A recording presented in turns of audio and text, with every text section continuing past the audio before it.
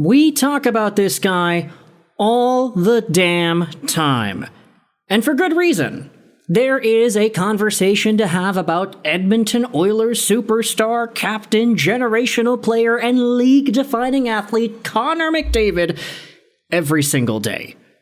We can talk about this guy for ages. And admittedly, I'm putting myself in a risky spot because I'm recording this audio at what is essentially the night in Vancouver, Sunday night. It's like lunchtime here in Taiwan, and this video will be schedule uploaded for what is essentially tomorrow afternoon in Vancouver. So, if Connor McDavid signs an extension with the Edmonton Oilers in the next 12 hours or so, I am going to look like a total fool by uploading this video, but I'm willing to take that risk because based off of everything we have seen on the tea leaves so far, it does not look like McDavid, whose current contract expires at the end of the year at $12.5 million, it doesn't look like he's going to sign just yet. Now, we've done the entire song and dance. McDavid is good. He's had multiple 100-plus point campaigns last year. Was honestly one of the easier ones, it looked like, based off of his overall performance. I mean, 74 assists and 100 points casually in 67 games played. It didn't even really look like he was trying too hard, and he still got that done. But now, we're diving into another element of the McDavid conversation that we haven't talked about before. And let's leave it up to Jay Fresh to go out there and get things started. He says this earlier yesterday, "I'm already seeing Oilers fans turning on McDavid. I saw one guy say the Oilers should trade him for a number one goalie and depth. Let's go." One Oilers fan was like, "The C on Dry's jersey one day is gonna hit like crack. Hold the phone, guys." Now, to be fair, there were some replies going out there and disputing this. NHL Oilers responded to Jay Fresh's tweet saying, "Bro saw one comment and then he generalizes an entire fan base. LOL, great work." I didn't say all or even most Oilers fans, but it was definitely not one comment. I understand, but saying already seeing Oilers fans turn on McDavid generally implies that it's quite a few, which is untrue. The fan base is mainly just nervously waiting. It's an overblown sentiment, and I feel like your tweet unnecessarily makes drama. But each their own. "It is quite a few," Jay Fresh replies. "It's nowhere near close to the majority. I didn't say it was." It's really not, but agree to disagree. And so, when it comes to semantics, this is where Twitter is fantastic, because if you want to pick a fight with somebody, you can do that over literally everything.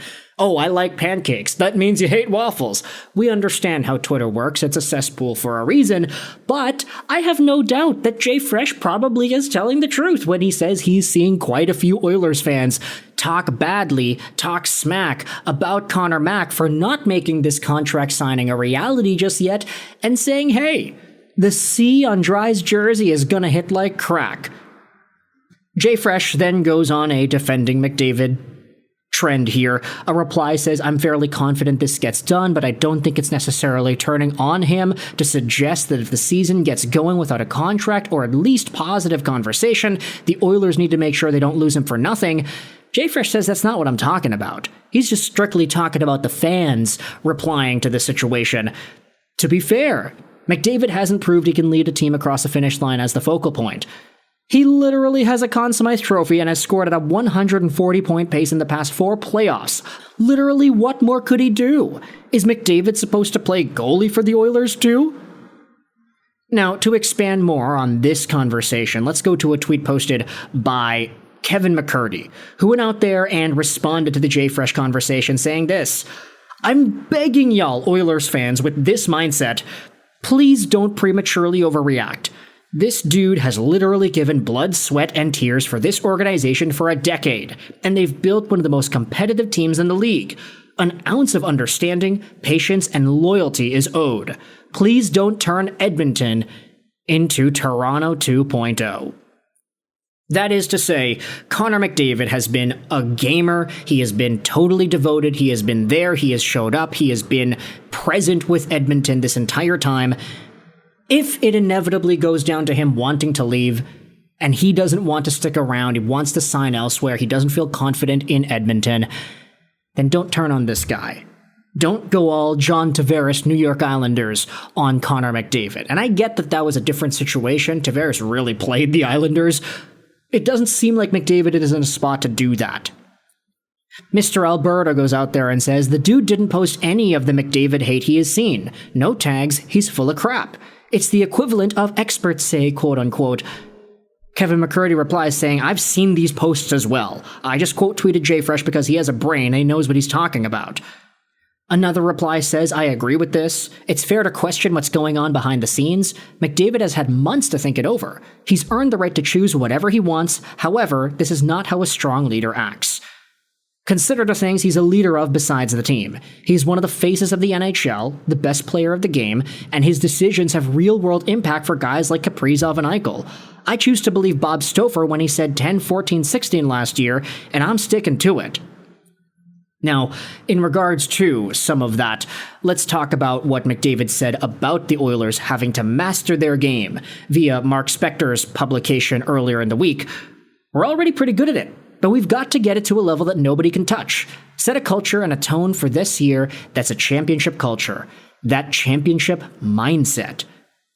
So, at the very least, Connor is already expressing his devotion and dedication to Edmonton once more for this upcoming season, despite not having a contract beyond the year.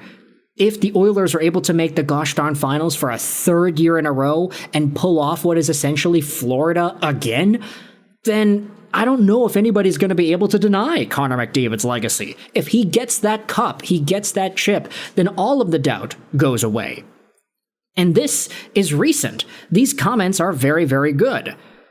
Nice sentiment while he's out the door, not re-signing before the season sends signals to the Oilers to make a trade. So he's staying then? This is confusing. No term. Oh, that's such a championship mindset. So even fans here are going out there and responding in a poking the bear kind of way at Connor McDavid. To end this video off, I guess, it makes sense to go out there and talk about this. This also went somewhat viral on Twitter yesterday. It's a comment made by Connor McDavid 10.5 years ago. That would be an absolute dream come true. Connor McDavid told Mike Zeisberger of the Toronto Sun when asked about the possibility of becoming a Toronto Maple Leaf. It's pretty crazy to even think about. Now, of course, this is before McDavid was drafted. The guy even spelt McDavid's name wrong. But I guess it does show that Richmond Hill, Ontario kids probably still want to play for the Toronto Maple Leafs at some point. Who knows if it's really going to go down? But ultimately, the way this saga has unfolded has resulted in some fans turning on Connor Mac in a very surprising turn of events. Let me know your thoughts in the comment section below. How do you feel about fans starting to say McDavid should get traded? Oh, the C on Draisaitl's jersey, stuff like that. Do you think it's reasonable for fans to be focusing on it in that way? Do you think it's more just fear expressed in team-degrading sentimental humor? Or do you think this actually does have an ounce of truth here? Let me know your thoughts in the comment section below about Connor McDavid. I hope you enjoyed this video. Sign on. And bye.